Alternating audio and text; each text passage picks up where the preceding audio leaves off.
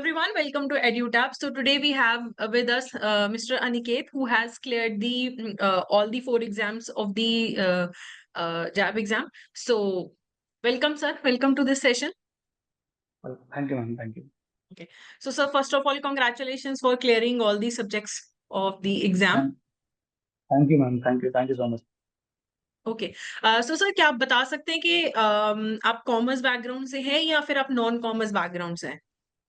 जी ma'am, मैं commerce से ही हूँ। बीकॉम मैंने किया हुआ है ओके और थोड़ा सा बेनिफिशियल है क्योंकि कॉमर्स बैकग्राउंड होने की वजह से कुछ सब्जेक्ट थोड़े से सिर्फ थोड़े से वो जो पास में हम लोग पढ़ा होता है वो थोड़ा सा आता है, तो थोड़ा सा बेनिफिशियल होता है। तो हाँ, मैं कॉमर्स से हूँ। ओके सो आपने एक ही अटेम्प्ट में सारे क्लियर किए हैं या आपने पहले कुछ किए थे या अभी अभी कुछ क्लियर हो या एक साथ ही आपने सारे क्लियर कर लिए हैं? नहीं मैम, ये मेरा पहला ही अटेम्प्ट था जिसमें मैंने सारे पेपर क्लियर कर लिए। हाँ, एग्जाम पॉइंट ऑफ व्यू से फर्स्ट अटेम्प्ट नहीं था, बट ये फोर्थ जो पेपर जो नई सीरीज स्टार्ट हुई है उसके हिसाब से तो मैंने फर्स्ट अटेम्प्ट दिया था। क्योंकि पहले जब मैंने एग्जाम दिया था प्रीवियस ईयर 2015-14 में, तब हाँ वो जी। 3 पेपर हुआ करते थे। तो हाँ जी। तब बस मैंने एक अटेम्प्ट दिया था। बाकी इस बार तो मेरा फर्स्ट अटेम्प्ट था और जो 4 के 4 पेपर्स है वो फर्स्ट अटेम्प्ट में हो गए। Okay okay great.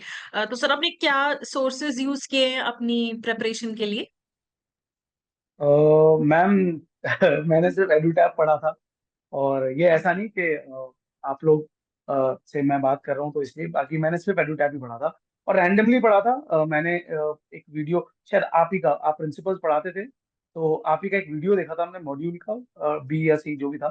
तो वो मेरे को बड़ा अच्छा लगा और मैंने उसको पढ़ने के बाद फिर जब धीरे धीरे फिर वो रिटेल बैंकिंग वाला हुआ तो उर्वी मैम ने पढ़ाया। फिर उसके बाद इकोनॉमिक्स वाला जो पार्ट था वो उनका नाम मुझे याद नहीं सुरेंद्र आ रहा। सर। सुरेंद्र सर उनके उनके तो मैंने काफी काफी लेक्चर्स देखे थे। फिर उसके बाद निशान सर लास्ट थे, तो इन सब के मैंने लेक्चर्स देखे थे। और इनफैक्ट उर्वी मैम वाला जो सब्जेक्ट था रिटेल बैंकिंग वाला, वो मेरे लिए बिल्कुल नया था क्योंकि वो मैंने पहले नहीं पढ़ा हुआ था। तो वो मेरे मेरे पास हफ्ता भी एक ही था, बस लास्ट एक वीक ही था जब मुझे पढ़ना था। तो उनके सारे मैंने जितनी भी मैराथन सीरीज थी वो सारी मैंने देखी थी। तो वो मेरे लिए काफी फ्रूटफुल रहा था। ओके तो आपने सिर्फ यूट्यूब के लेक्चर्स फॉलो किए, नो पेड कोर्स? हाँ मैम। नहीं ma'am, no paid course. No नहीं, इट्स गुड कि अगर सिर्फ यूट्यूब से हो रहा है तो इट्स गुड। आई थिंक जिनको अगर उससे बेनिफिट है तो उससे करना चाहिए। किसी को लग रहा है कि बार बार करने पे नहीं हो रहा, then they can go for the course, but I think YouTube is also good enough for a lot of things.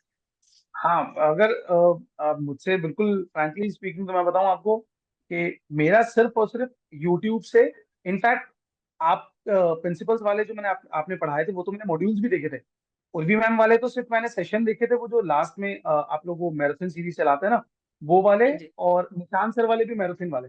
निशान सर तो लास्ट में बीमार हो गए थे, वो दो ले नहीं पाए थे लास्ट में। बाकी हाँ सिर्फ जी। यही।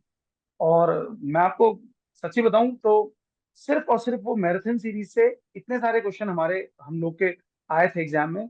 और वो इतना बेनिफिट था कि हमें ना उससे काफी सिर्फ उस पता चल जाता था कि एक्चुअली इस कंसेप्ट का मतलब क्या है, ये कंसेप्ट किस तरह का है, सिर्फ उस मैराथन सीरीज से। तो मेरे को ऐसा लगता है कि मैराथन सीरीज अपने आप में आप जो लास्ट में निकालते हैं वो बहुत बढ़िया रहती थैंक यू सर। तो कौन सा सब्जेक्ट आपको लगा कि सबसे टफ लगा और आप कौन सा सब्जेक्ट आपको लगा कि ये सबसे इजी लगा? है। मैं सच्ची बताऊं तो चारों सब्जेक्ट बहुत इजी थे। पर जब मैंने पहले जब 2014-15 में दिया था, तब लीगल सब्जेक्ट हुआ करता था। वो मेरे मेरे लिए थोड़ा सा डिफिकल्ट पड़ता था। नहीं तो मैंने पहले अटेम्प्ट में वहां पे प्रिंसिपल्स और अकाउंट्स दोनों उस टाइम पे निकाल लिए थे मैंने। बट इस टाइम मुझे पता था कि यार मुझे ना बस लीगल वाला पार्ट जो है, फिर देखा मैंने लीगल वाला पार्ट इतना है नहीं इसमें। मतलब रिटेल में भी बहुत कम पार्ट था कि रेगुलेशन एक्ट वाले आए थे। मेरा इकोनॉमिक्स और अकाउंट्स बहुत परफेक्ट है। मैं इकोनॉमिक्स बैकग्राउंड से, मैंने पढ़ाया हुआ भी इकोनॉमिक्स, तो मैक्रो इकोनॉमिक्स के काफी पार्ट उसके अंदर आते हैं। तो मेरे लिए इकोनॉमिक्स बहुत इजी था। बट सच्ची बताऊं तो इकोनॉमिक्स में मेरे सबसे कम नंबर आए थे। रीजन बिहाइंड इज क्योंकि इकोनॉमिक्स का पेपर इतना ज्यादा टफ था, मेरे को खुद को ऐसा लगा कि बहुत टफ पेपर था। अकाउंट्स में मेरा काफी अच्छा स्कोर था, और पहले जब मैंने प्रीवियसली दिया था तभी मेरा अकाउंट्स में बहुत अच्छा स्कोर था। तो मेरे लिए ज्यादा ये वाला अटेम्प्ट तो इतना टफ था नहीं, सच्ची बताऊं तो। और फिर ऐसा भी था कि जब मैंने आप लोगों की वीडियोस देखे, और वो जो आपने मैराथन सीरीज चलाई थी उसमें जब मैंने क्वेश्चन आंसर्स अपने करता था, तो लास्ट में जब इवेल्युएट करता था, मेरे को लगता था कि मेरे नंबर इतने आ रहे हैं कि मैं 50 तो ले ही आऊंगा एटलीस्ट। ओके, और सब में आ भी गए आपके? 50+ रहे आपके सब में?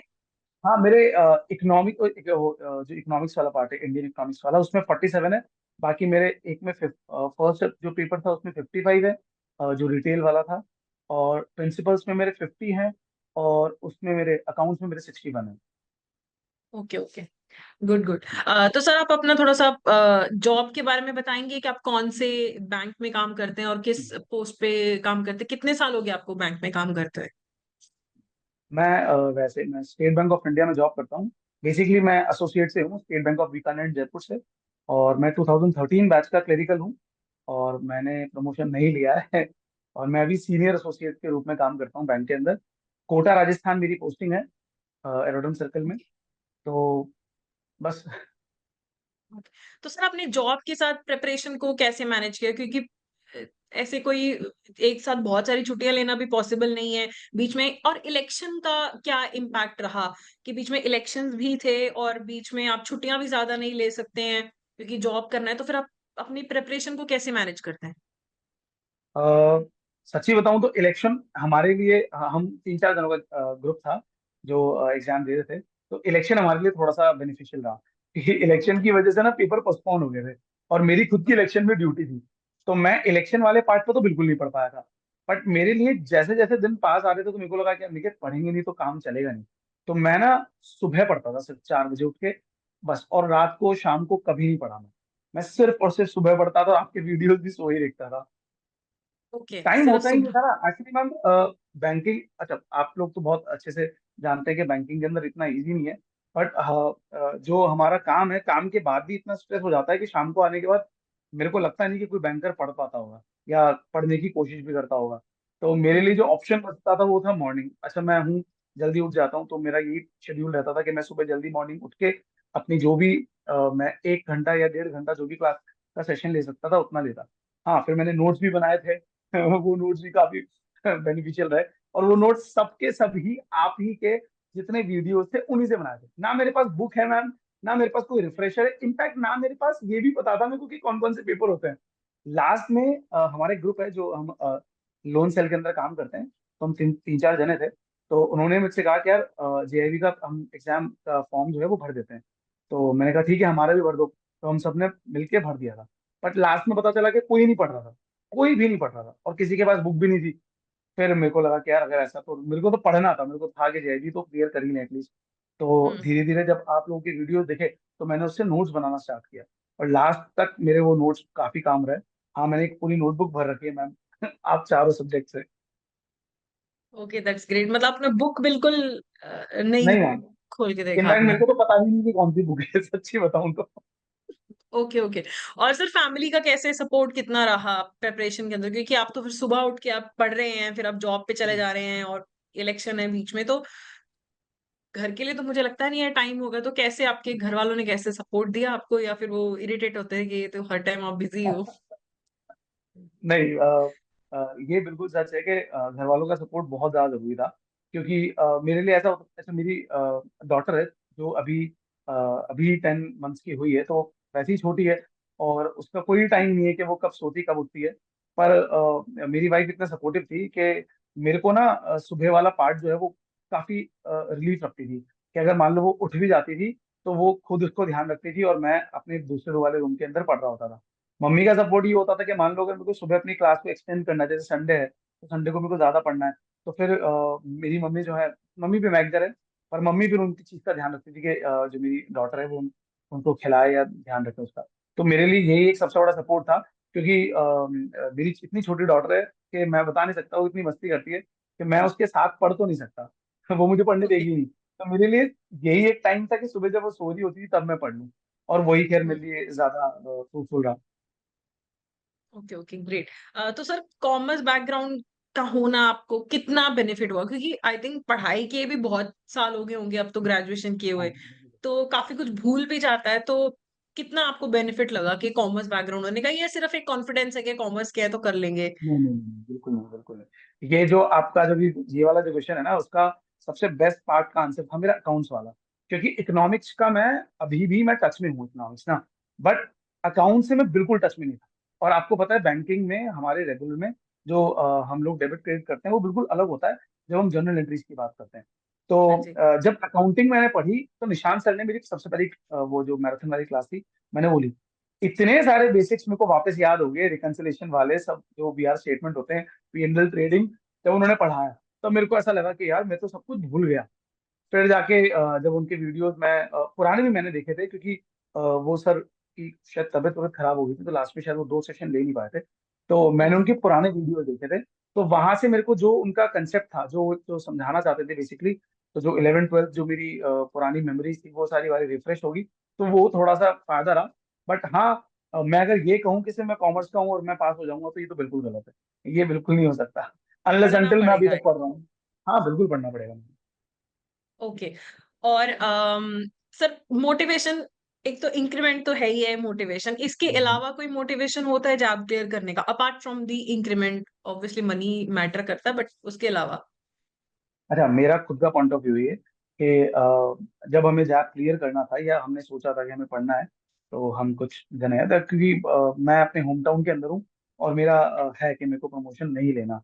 तो मेरे लिए जो सबसे बड़ा मैं आपको बताऊं कि अगर कोई नॉन मॉनेटरी इंसेंटिव है तो वो यही है कि मेरे को ना ऐसा है कि कोई भी अगर जब हमें रिकग्नाइज करे तो एक एक वो उस नजरिए से देखे कि अच्छा इसने जीआई भी क्लियर कर रखा है या सीआई भी क्लियर कर रखा है। तो जैब कैप क्लियर करने का जो बेसिकली एक अपार्ट फ्रॉम मॉनेटरी इंसेंटिव अगर कुछ है तो वो यही है कि आदमी का पॉइंट ऑफ व्यू बदल जाता है कि अच्छा इसको बैंकिंग की नॉलेज है, इसको पता है कि बैंकिंग में क्या होता है क्या नहीं होता, अपार्ट फ्रॉम जो हम प्रैक्टिकली करते हैं। तो मेरे को ऐसा लगता है कि वो ज्यादा मैटर करा था। जब हम कुछ फ्रेंड्स हम बात कर रहे थे तो मेरे को लगा कि यार ये होने से क्या होता है कि आदमी का पॉइंट ऑफ व्यू बदल जाता है सामने वाले का, कि वो हमें किस तरह से देख रहा है। तो मेरा पर्सनल ओपिनियन था ये। प्रेस्टीज है एक जुड़ा हुआ इस चीज के साथ। बिल्कुल बिल्कुल। बिल्कुल बिल्कुल। ओके, तो और आपने उसी की वजह से कैब। कैट कैट की प्रिपरेशन करनी है। हाँ जी। मैं कह रहा हूँ उसी की वजह से कैट की प्रिपरेशन करनी ओके, तो you have started preparing for the cab है। अभी एग्जामिनेशन या अभी नहीं? अभी तक बिल्कुल नहीं। हाँ मैंने आप लोगों का चैनल 2 3 बार देखा है। तो शायद अभी 2 3 दिन पहले ही आपने वो जो आपका क्रैश कोर्स नहीं कोर्स जो था उसका कुछ लॉन्च वॉन्च किया था। तो मेरा ऐसा था कि अभी तो जुलाई के अंदर अभी प्रीवियस वालों के ही पेपर चल रहे हैं। तो मेरे को लगा कि अभी अगस्त के अंदर मैं स्टार्ट करूँ तो ज्यादा बढ़िया रहेगा। अब कैब का तो मैं रेकमेंड करूंगी कि मिनिमम 100 डेज चाहिए प्रिपरेशन के हाँ लिए। बिल्कुल बिल्कुल एंड बिल्कुल, मैं या खुद तो ही बुक से मानता पढ़ना पड़ेगा, मतलब फ्रैंकली स्पीकिंग मेरे हिसाब से क्रैश कोर्स लेके कैब क्लियर करना इज हूँ। क्वाइट डिफिकल्ट एंड लेकिन बिल्कुल। अगर किसी का कोई बुक से पढ़ रहा है या कोई प्रॉपर कोर्स लेके पढ़ रहा है तो वो ज्यादा बेनिफिशियल। हाँ, लोगों का क्रैश कोर्स से भी हो जाता है बट अंडर कॉन्फिडेंस रहता है बिकॉज सिलेबस बहुत ज्यादा है। तो हाँ ये होपफुली चीज तो पहले ही। मैं बिल्कुल आपकी बात से एग्री करूंगा कि जिस तरह से मेरा जैप क्लियर हुआ है उस तरह से कैब मेरा क्लियर नहीं हो सकता। ये मुझे हाँ, पता है। तो और खैर पढ़ना पड़ेगा, ये भी बात सही है। दूसरी चीज जो आपने बात कही कि मिनिमम 100 डेज या जो भी उसका जब जैसे जुलाई के अंदर अगर वो पेपर खत्म होते हैं, लाइक मेरा जैसे जैप पहले ही खत्म हो गए थे, तो अगर मेरे पास एक्चुअली क्या है अभी कुछ काम की वजह से मेरे पास टाइम है नहीं, तो इसलिए मैं शायद वो पढ़ भी नहीं पा रहा। बट हाँ मेरा टारगेट है कि मेरे को जो फर्स्ट टाइम है उसी के अंदर जैप क्लियर कैप क्लियर करना है। तो हाँ जो आप कह रहे हैं वही है। मैं भी आपके कोर्सेज का इंतजार कर रहा था, फिर कल परसों जब मेरी बात हुई थी उन्होंने बताया कि आपने कोर्सेज लॉन्च कर दिए हैं। तो आप ही के कोर्सेज से मैं पढ़ूंगा, क्योंकि मेरे को ऐसा लगता है कि क्योंकि मैंने ना, अच्छा मैं किसी प्लेटफॉर्म का नाम नहीं लूंगा, बट मैंने दूसरे प्लेटफॉर्म की वीडियोस भी देखे थे, मैं आपको सच बताऊं। और जो हमारे साथ वाले थे उन्होंने भी दूसरे जो भी प्लेटफॉर्म थे उनकी वीडियोस देखे थे। तो कंपेरेटिवली जब मैंने कंपेयर किया तो मेरे को 100% श्योर था मैं कि मैं जहाँ से पढ़ रहा हूँ वो बहुत सही जगह okay okay, thank you so much sir. बस ये हमारे लिए भी यही एक है। नॉन मॉनेटरी इंसेंटिव है कि जब हमें सुनने को मिलता है कि आपके पढ़ाई से हमारा हाँ पेपर क्लियर हो ये गया एंड। बिल्कुल। मैं आपको एक चीज बताता हूँ। जब ना अकाउंट्स का पेपर था ना, तो हाँ अकाउंट्स के पेपर के बाद ना वो क्योंकि मेरा क्लियर हो गया था, तो मैं पहली बार वो आपका जो लाइव क्लास होती है ना 11 बजे के आसपास आप लेते हैं वो जो वो कौन सी होती है वो जिसमें आप डिस्कस करते हैं पेपर, 11 बजे के आसपास एनालिसिस। जो आपका लाइव सेशन होता है एनालिसिस। तो मैंने वो पहली बार वो वीडियो देखी। हालांकि शायद निशांत सर या किसने लिया था मेरे को ये याद नहीं है। तो मैं तब ये देख रहा था कि अच्छा यार बच्चे ऐसे ऐसे पास हो रहे, बच्चों के नंबर नहीं आ रहे, तो मैं उनके कमेंट्स पढ़ रहा था अच्छा, मैं बड़ा खुश था। उससे पहले मैं किसी को कह नहीं रहा था, क्योंकि मेरे एक नंबर एक में 47 आए हुए थे। मेरे को लगा, पता चला अगर मैं रह गया तो मेरे पेपर रह जाएगा। पर नहीं, अच्छा। एंड जब मेरा क्लियर हो गया, तब मेरे को लिटरली ऐसा लगा कि अ, आप लोगों के पढ़ाने की वजह से ही, मैं 100% तो नहीं, बट हाँ मैं कहूंगा कि मेजोरिटी सिर्फ आप लोग ही थे, कि आप लोगों की पढ़ाने की वजह से मेरा पेपर क्लियर हुआ। इसमें कोई डाउट नहीं है। और ये बिल्कुल ऐसे नहीं कह रहा मैं कि मैं आपसे बात कर रहा हूँ तो, बट ये सच है। क्योंकि ये चीज मेरे कलीग्स भी जानते हैं, क्योंकि उनमें से जो मेरे साथ के थे, उनका किसी का क्लियर नहीं हुआ था, उनका किसी के 2 पेपर, किसी के 1 पेपर ऐसे क्लियर हुए थे। तो उन्होंने कहा था कि यार अगली बार तो 100 ही पढ़ेंगे, ज्यादा बढ़िया रहेगा। Thank you sir. तो सर आपको क्या लगता है कितना टाइम देना चाहिए जैब की प्रिपरेशन के लिए, कि अगर कोई कॉमर्स नॉन कॉमर्स को अगर हम साइड पे रख दें, लेकिन हम्म। मिनिमम बेयर मिनिमम कितना टाइम देना चाहिए प्रिपरेशन के अंदर? देखो, सिंस अगर जब जैब कोई दे रहा है तो मेरे को लगता है मेजोरिटी ऑफ द बैंकर्स ही हैं। तो उनको देखते हुए मेरे को ऐसा लगता है कि उनके पास वैसे ही समय नहीं है। तो अगर कोई इंसान डेली बेसिस पे 1 से 1.5 घंटा अगर पढ़ता है, जिसमें वो ये कैटेगरी करे कि भाई मेरे को ना प्रेफरेंसेस वाइज कि मुझे क्या पढ़ना है, और मेरे लिए क्या इतना इजी रहेगा कि मैं उसको लास्ट में थोड़ा कम कर पाऊंगा, मतलब कम भी पढ़ूंगा तो मेरा काम चल जाएगा। जैसे मान लो कोई नॉन कॉमर्स वाला है, तो उसके लिए अकाउंट्स इतना, मतलब मेरे को ऐसा लगा कि जितने मेरे कलीग से सब नॉन कॉमर्स वाले थे, इतना डर रहे थे वो अकाउंट से, कि मुझको लगा क्या यार, अकाउंट्स इतना डरने वाला सब्जेक्ट नहीं है।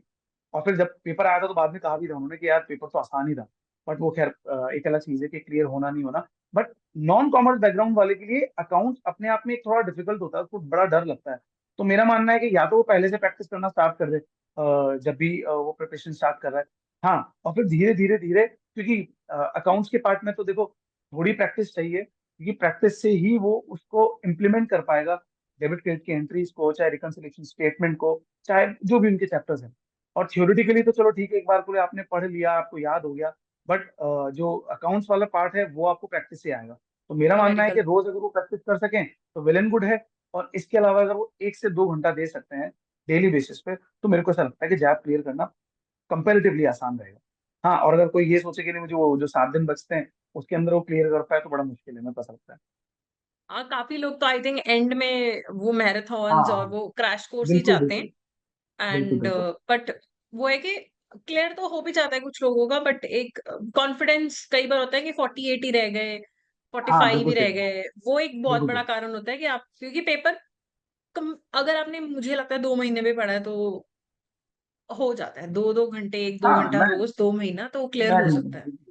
क्योंकि जब ना प्रिंसिपल्स वाला पेपर आया था और अकाउंट्स वाला पेपर, देखो चारों पेपर में से मेरा मानना है जो सबसे टफ पेपर था वो इकोनॉमिक्स वाला था। और मैं आपको बता देता हूँ कि इकोनॉमिक्स मैंने बिल्कुल नहीं पढ़ी थी, क्योंकि मेरे को, मैं इतना श्योर था कि मेरे को इकोनॉमिक्स में मैं फेल हो ही नहीं सकता। मेरे को इतना अच्छा था, मैं कॉन्फिडेंट समझो या ओवर कॉन्फिडेंट समझो। बट जब वो पेपर आया ना, तो जो बेसिक इकोनॉमिक्स थी उससे हटकर वो जो फाइनेंशियल सिस्टम, 2 बुक्स होती है ना शायद में, इंडियन इकोनॉमिक्स और इंडियन फाइनेंशियल सिस्टम, तो फाइनेंशियल सिस्टम वाला जो पार्ट था वो ज्यादा आया।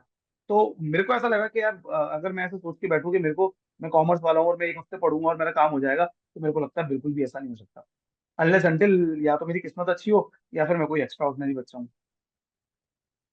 फाइनेंशियल सिस्टम, हाँ, इकोनॉमिक्स का पेपर वैसे भी इस बार थोड़ा difficult, last time PPB difficult था, इस टाइम आईएफएस सबसे डिफिकल्ट आया था। और इट इज हाँ not economics, it is financial system also.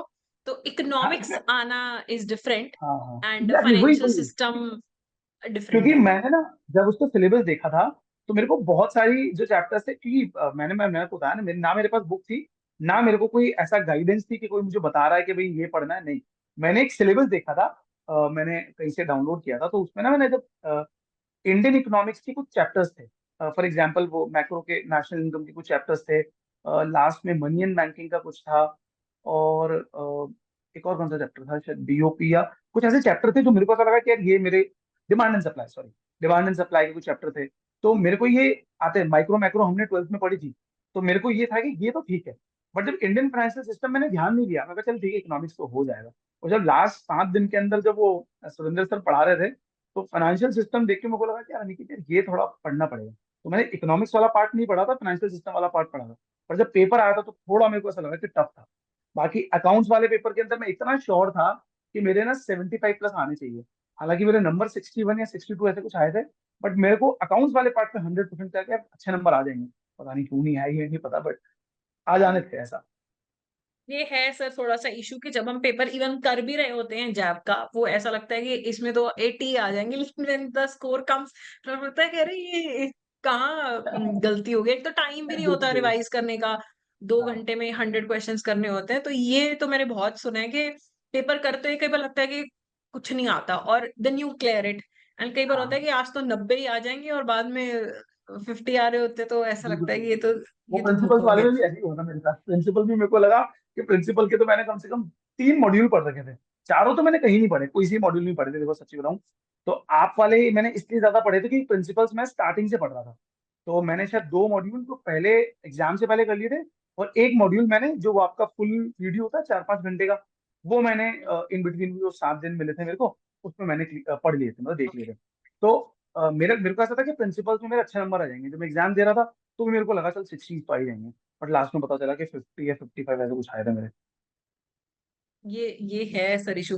तो सर आपको एडुटैप के अगर हम बात करें तो कौन सा आपको टीचर लगा कि सबसे ज्यादा पॉजिटिवली इम्पैक्ट किया आपकी प्रेपरेशन को? एंड दूसरा इसका ये पार्ट है कि ऑब्वियसली आप टीचर से इंटरेक्ट नहीं कर पाते हैं, कि हम्म, स्पेशली यूट्यूब पे नई बात हो पाती है, आप फिजिकली बिल्कुल। भी नहीं किसी को मिलते हैं। तो वो हम्म। कनेक्ट कैसे करते हैं आप फिर टीचर से, क्योंकि आप एक रैंडम में कोई बोल रहा है और ऐसे कनेक्शन कैसे फील हुआ, किसके साथ आपको सबसे ज्यादा कनेक्शन फील हुआ? अ, देखो, जब आपने प्रिंसिपल्स पढ़ाया था तो मेरे को ऐसा लगा कि, क्योंकि देखो मैंने ना सबसे पहला वीडियो सिर्फ आप ही का देखा था। मैं बाकी टीचर्स को तो जानता भी नहीं था, मेरे को तो ये भी नहीं पता था कि कौन कौन पढ़ाते हैं ना। पर जब मैंने आपका वीडियो देखा था तो मैं उसी को कंटिन्यू देख रहा था। मैंने वो BNC या कोई मॉड्यूल था, उसका मैंने पूरा जो वीडियो था वो देखा। तो देखने के बाद ना मैं कनेक्टेड वाला पार्ट बताता हूँ आपको कि कैसे कनेक्शन बना। वो ये था कि जब आप पढ़ा रहे हो और मेरे को वो चीज थोड़ी बहुत तो आती है, क्योंकि सिंस बैंकर है तो थोड़ा बहुत तो देखो आता है। अब थोड़ा बहुत जब आप पढ़ा रहे हो तो वो फुल्ली हो रहा है, मतलब कवर, जैसे 50 और 50 LHS बोर्ड वाले से होता है ना वैसे। तो मेरा आधा आपने पढ़ा है और आधा मेरे को आधा था।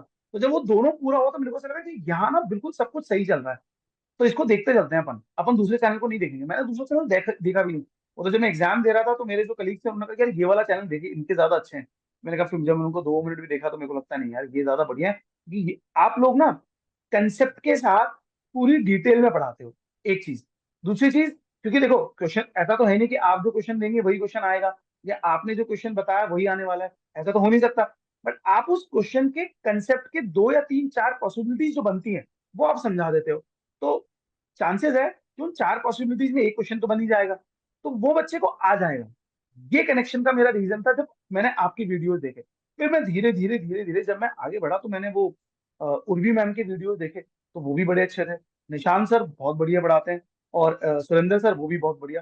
बट अगर कनेक्शन की बात करें या सबसे पॉजिटिव की बात करें तो वो आप ही थे जो प्रिंसिपल से मैंने पढ़ा था। Thank you sir, thank you. तो फिर सब वेलकम। कैब की भी प्रिपरेशन आप जरूर स्टार्ट करिएगा, और मैं ये नहीं बोलूंगी कि हमसे ही पढ़िए, बट मैं नहीं, हम आपको सबको बोलने की यही जरूरत नहीं बोलती हूँ। है, मैं वैसे आपसे ही पढ़ने वाला हूँ। पर आप कैब की कुछ फ्री वीडियोस भी अभी हैं, कुछ पड़ी हुई, बहुत ज्यादा नहीं है लेकिन अभी है। तो आप वो भी जरूर देखिएगा to get the feel of the exam, के वो hmm, because while teaching we are understanding के it is difficult, more difficult than जैब। हमारा भी आई थिंक 3 टाइम्स एफर्ट लग रहा है देन जैब हाँ मुझे भी याद for cab. Specially I think जो न्यूमेरिकल्स हैं उनमें ऑप्शंस नहीं आते हैं, आपको सॉल्व है। करके ही करना होता है। हाँ मैंने तो आई देखा थिंक था दैट देखा is the most difficult part of it. Otherwise ठीक है, अगर आप एक लंबा एफर्ट करेंगे तो जरूर हो जाएगा। अगर आपने जैब एक बार में क्लियर कर लिया तो होपफुली कैब भी आपका फर्स्ट अटेम्प्ट में ही क्लियर हो जाए, एंड फिर डबल इंक्रीमेंट मिले आपको, और घर से कहीं दूर आपको पोस्टिंग के लिए भी ना जाना पड़े। जी हाँ। So thank you so much sir for connecting with us. छुट्टी वाले दिन है कल, आप आराम करिए। आज आज छुट्टी थी आपकी? आज भी छुट्टी थी मैम, सेकंड सैटरडे को। तो थैंक यू छुट्टी वाले दिन टाइम निकालने के लिए, वो भी सैटरडे को। अरे नहीं ma'am. Okay, so thank you so much sir. So welcome. All the best for your cab preparation, and thank you. congratulations for your job examination.